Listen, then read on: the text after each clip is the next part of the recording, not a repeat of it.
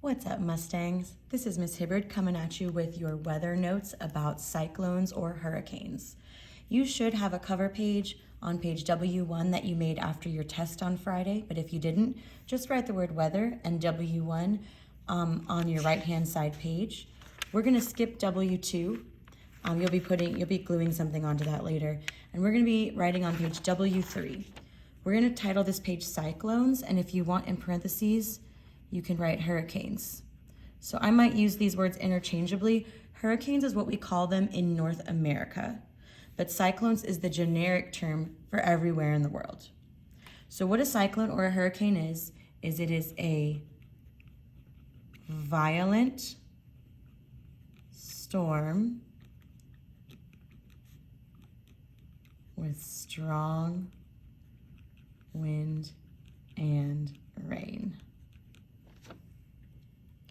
All right, and to make a hurricane or a cyclone, we're gonna need some ingredients. Kind of like we're cooking it up in a kitchen, but not really.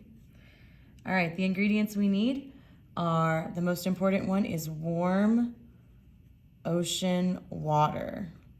That's supposed to be a C right there. So hurricanes form over the ocean. They form a lot in the Atlantic Ocean because that water is warm. But you might have heard of a recent hurricane that hit Canada, which the water up there is very cold. It did form over the warm water and move north, but that's really rare for that to happen. It's kind of a sign of global warming. So warm ocean water, we gotta have that. We're gonna have strong winds, start moving around and forming these big clouds, and we're gonna have low air pressure. We're gonna learn more about air pressure next block day when I'm back, but just for now, know that low air pressure is an important factor in a hurricane or cyclone. In the United States, we categorize hurricanes by the numbers 1 through 5 based on their wind speed. I should have said this before, but you should know. Please pause this if you need to catch up or rewind or anything like that. So if you've ever heard of Hurricane Katrina, which hit New Orleans back in 2005, that was a hurricane category 5. It meant it has wind speeds over 125 miles per hour. Category 1 starts at about 74 miles per hour, which is really fast. That's the speed we drive on the freeway. Anything less than that is called a tropical storm or a tropical depression. You don't have to know that, but if you're curious, it doesn't become a hurricane until we get to 74 miles per hour. All right. Hurricanes will get weaker once they hit land because they have to have that warm ocean water.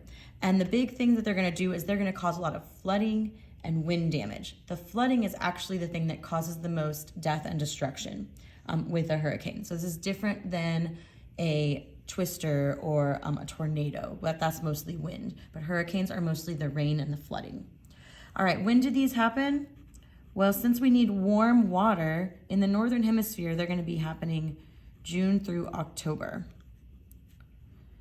We're actually gonna see a lot probably in October because the water warmed up all summer and now it's still warm, that ocean water in the Atlantic. And so it is prime time for making hurricanes. In other parts of the world, you'll see it in other months, like in the southern hemisphere, you'll see it in January and February because that is when their warm temperatures are. Okay, so we call these things cyclones. It's the umbrella term, but they are called hurricanes in North America. Mexico, Canada calls them that. You might have heard the word typhoon before. That is mostly used in Asia, especially Eastern Asia. And Australia has a really fun name for them. I just realized you can't see what I'm writing, so I'll move that up. Australia has a really fun name for cyclones, and they call them Willy Willies.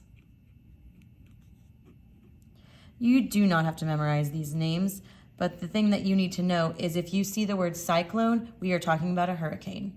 So we're not talking about a tornado. Cyclone is a hurricane. It's a rainstorm. All right, this is the end of your notes. Please check through the rest of the blend module and you'll be starting your hurricane research, and I will be seeing you on Wednesday or Thursday. Have a great day.